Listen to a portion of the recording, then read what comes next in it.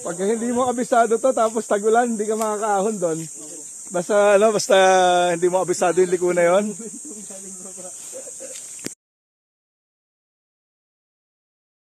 Tatlong hakbang lang, hapo agad. Yung tubo ka mo. Parang kadalik yata yan sa akin. Tubig. Sa school.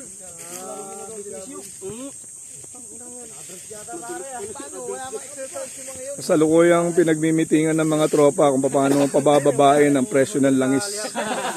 Nagmimina na kami. Nagmimina dito.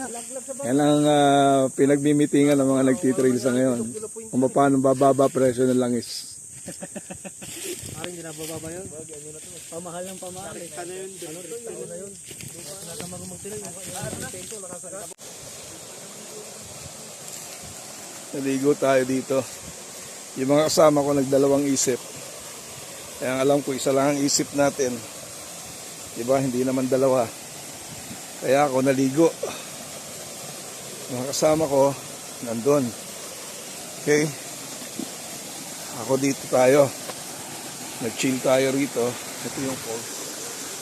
Maliit na falls. Kung tawagin yata nila ito is Tikit. Okay? And naligo tayo. Nagbabad tayo. Right? Tapos nandun ang mga motor natin. Nasa likod natin. Yun.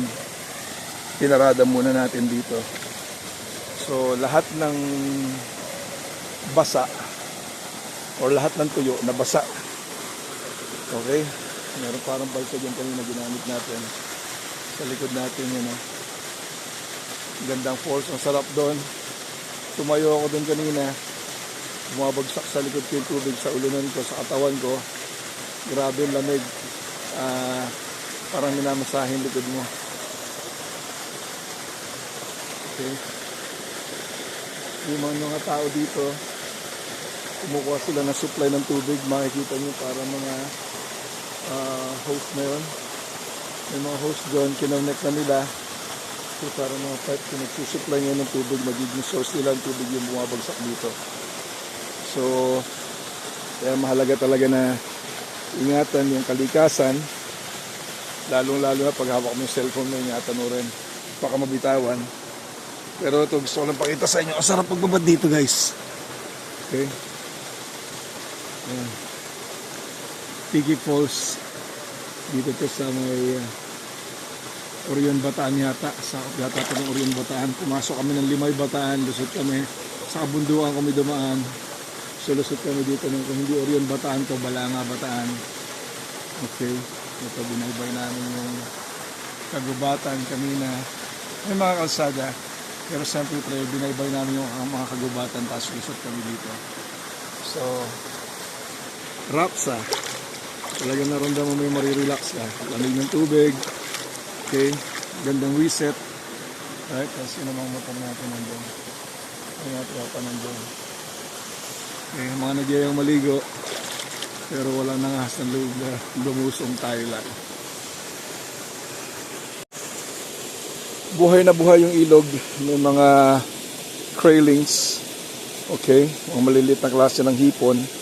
So buhay na buhay talaga yung ilog na to. Or yung falls na to. Okay. Galing ng mga craylings dito. Ayan. Daming hipon dyan kanina nakikita ko. Maliliit o mga craylings yata tawag nila lang. Okay. So ito halata mo na pag malakas ang ulan. Umaapaw hanggang dito tubig. Umaabot hanggang dito. Okay. So nakikita mo buhay na buhay ang bundok. Tuloy-tuloy ang agos ng tubig galing sa bundok pababa. So napakahusay. So ito yung dapat na talagang sistema na ginagawa ng mga nagtitrail. Yung kumbaga tawag dito is parang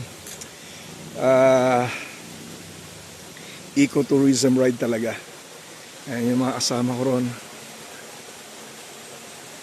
Kaway-kaway sa mga gwaping dyan na nagyayang maligo pero hindi lumusong. Ayan sila.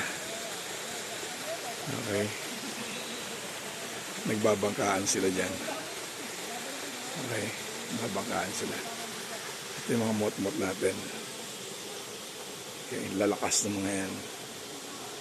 Nakarating hanggang dito.